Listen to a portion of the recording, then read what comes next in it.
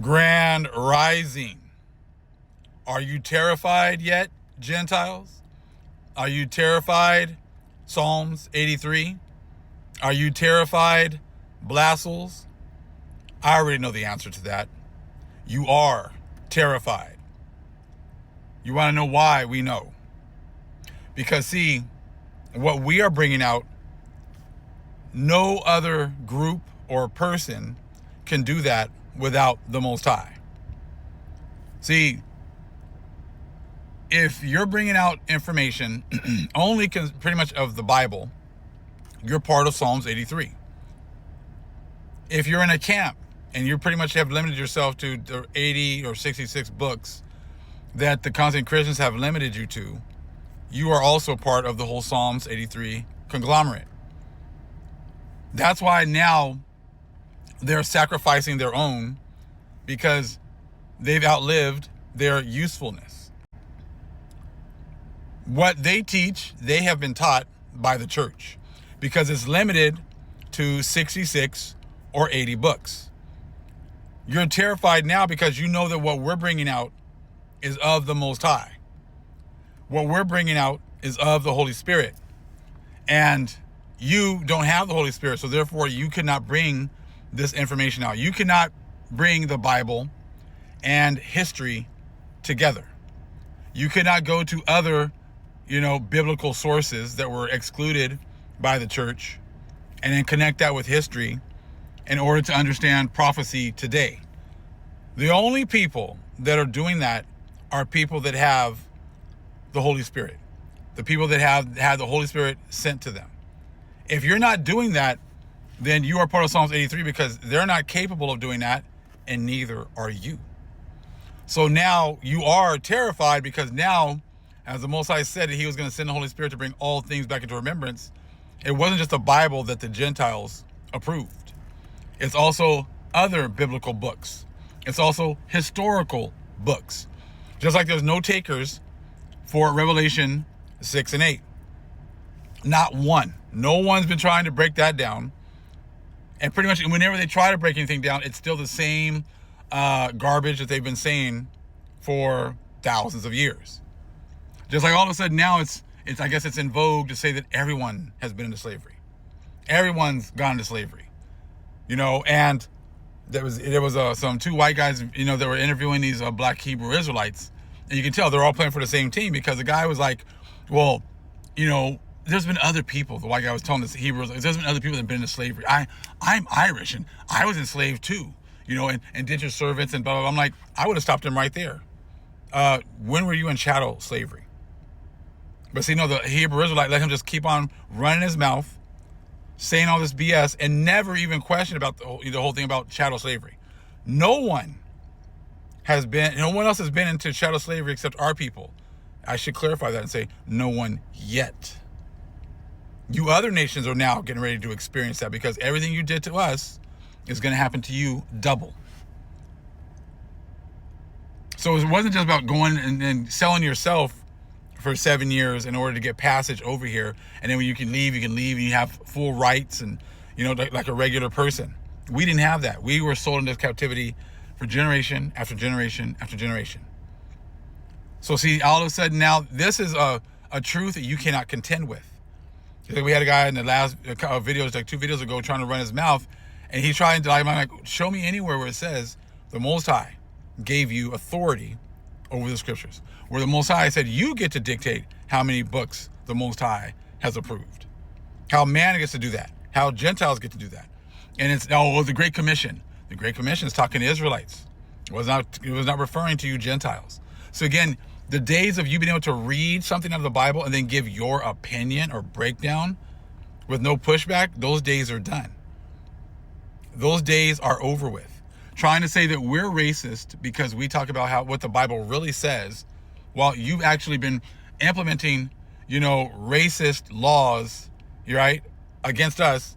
We haven't put any racist laws. We haven't enacted any racist laws. We've not written any of that. You guys have set your whole society up like that.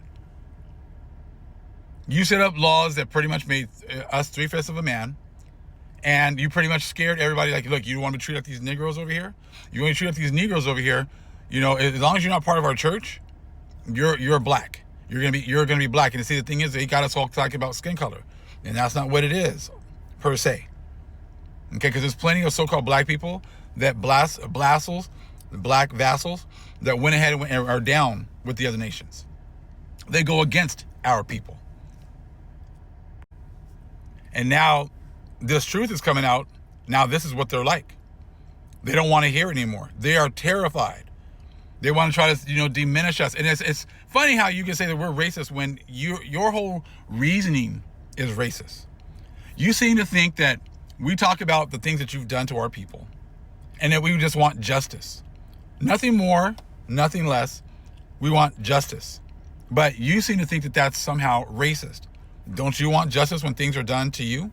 Wouldn't you want justice when things are done to your people? Why are we any different? Why would we be any different? But see, but the fact that you think you can come to our channel and you can break down scripture and prove how we're wrong for wanting justice. We're wrong for saying that we were the only ones that went into chattel slavery, and that we are being racist because we want you to experience what we experienced. If what we experienced wasn't so bad, then why can't you experience it? If we've all been into slavery, then we just make sure that you understand the slavery you put us in. What exactly is wrong with that? You see what I'm saying? Like, this is the whole thing. It's about justice. It's about fairness. That's what the Most High is about. You have broken every single commandment, every single one, to get to this point. See, to all of the immigrants that have come here, what did you come here for? You came here for a better life, right? Well, just like everything, if you're taking the opportunities for a better life for yourself, that means you're taking them away from someone else. You've taken the opportunities away from our people so that you could have opportunities for a better life. Were any of you immigrants here fighting for civil rights for our people? Were any of you here fighting for civil rights, for equal rights? No. But we were the ones that were doing that. And you didn't think that like you coming over here and taking advantage of our laws, taking our money, taking our benefits for yourselves, and then being racist towards the ones that actually fought for those benefits, and it's ignoring the fact that they weren't getting treated fairly, they weren't getting treated equally, and that you were able to come over here and you were able to get all these benefits. You didn't think that eventually that there was going to be a payment for that? No one gets anything for free. And then when you know about it and you just ignore it, that makes you complicit. So see, all these people have come over from all over the world to the Americas to find, their pie in the sky. But all of that is going to come with a price.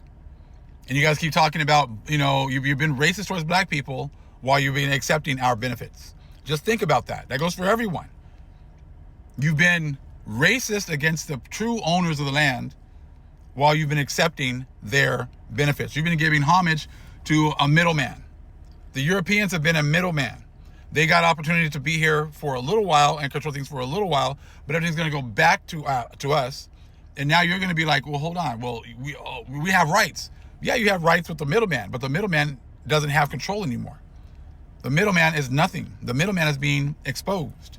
And that is why you are now getting terrified, because you thought that the middleman actually had some power, which he doesn't. And see, us being raised up now to bring all this truth out is terrifying you, because what we're bringing out, no man taught us. No man taught us this. No man taught me this. This was all the Most High and the Holy Spirit, Yahweh Shai, the angels. And it's a truth that you can't contend with. You controlled the camps because the camps stopped at 80 books. The camps weren't going into other books. They weren't going into history, because you controlled that, because that's what you wanted. That was the same things that the churches do. Take a couple of verses and then give their opinion. Those days are done. This is a whole different animal, like I said before, that you're dealing with. You're dealing with men and women that have been raised up by the true power. This is what it looked like in Wisdom of Solomon chapter 2, when we said that the Most High is our Father and it terrified you. And that's what we're saying again. The Most High is my Father and it's terrifying you now, because there's nothing you can do to prove it wrong. Much love, family. Shalom.